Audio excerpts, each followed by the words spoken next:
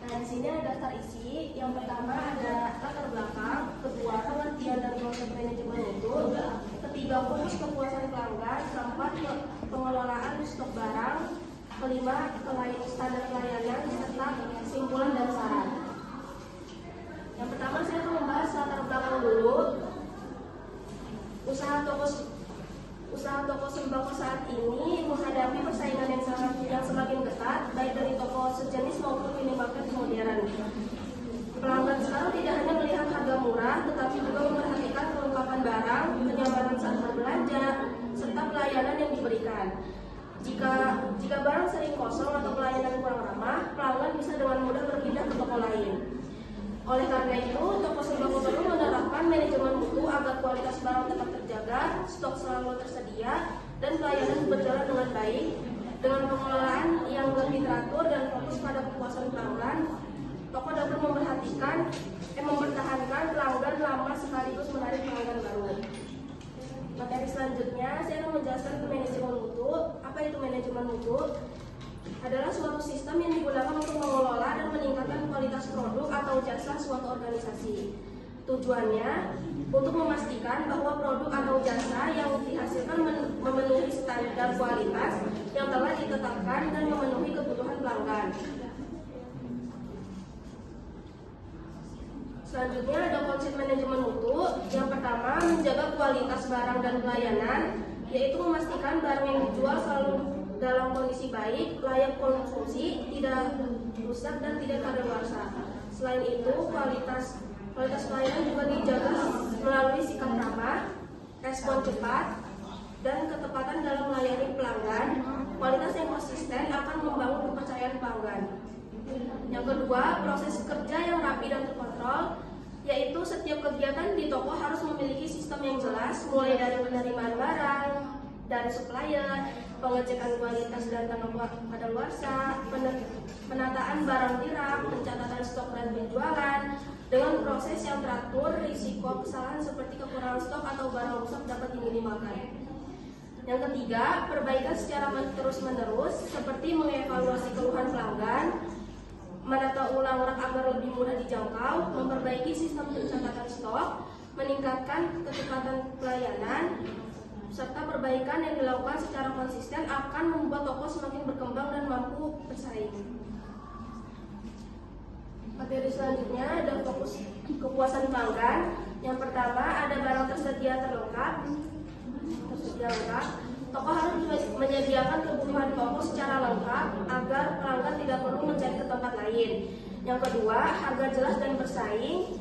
Harga harus dicantumkan dengan jelas dan sesuai dengan harga pasar sehingga pelanggan merasa nyaman dan percaya. Yang ketiga, pelayanan ramah dan cepat.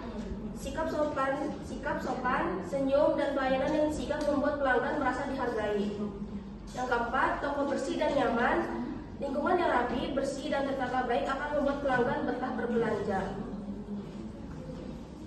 Materi selanjutnya ada pengelolaan stok barang. Yang pertama, pencatatan barang masuk dan keluar, yaitu setiap barang yang datang dan terjual harus dicatat agar jumlah stok selalu terkontrol. Yang kedua, cek tanggal kadaluarsa, yaitu pemeriksaan rutin dilakukan untuk pemeriksaan barang masih layak jual dan aman dikonsumsi. Yang ketiga, menghindari kekosongan stok, yaitu stok harus dipantau secara berkala agar barang penting tidak harus dibutuhkan pelanggan. Yang terakhir, menyediakan barang paling laris, yaitu barang dengan permintaan tinggi harus selalu tersedia dalam jumlah cukup.